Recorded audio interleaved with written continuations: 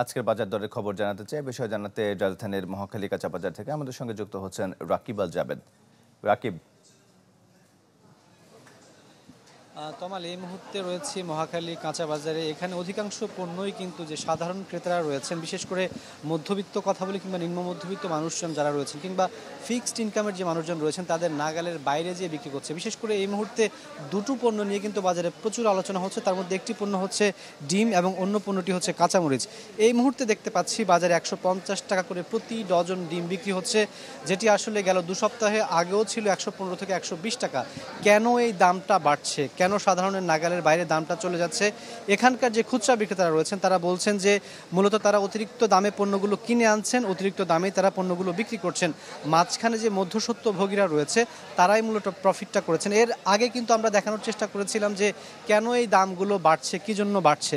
আমরা দেখেছি যে যারা আসলে উৎপাদনের সাথে জড়িত তারাও কিন্তু খুব একটা লাভ করতে পারেন না, সেখানেও কিন্তু তাদের লাভের যে পরিমাণ সেটা সীমিত।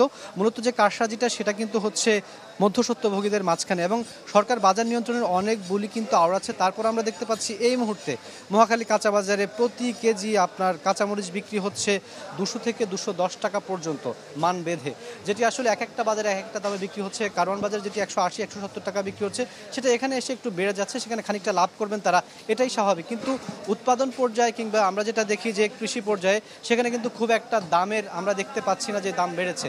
অর্থাৎ এই যে কারসাজিগুলো সেগুলো নিয়ন্ত্রণে সরকারের যে নিয়ন্ত্রক সংস্থাগুলো রয়েছে কিংবা আমাদের যে সমস্ত অভিযান পরিচালনা করে যে সংস্থাগুলো রয়েছে তাদের আরও বেশি নজরদারি বাড়ানোর দাবি তুলেছেন সাধারণ ভোক্তারা। তমাল, এই ছিল আমার কাছে সবশেষ তথ্য। রাকিব, আপনাকে ধন্যবাদ। মহাখালী কাঁচা বাজার থেকে আমাদের সঙ্গে যুক্ত হয়েছিলেন রাকিব আল জাবেদ।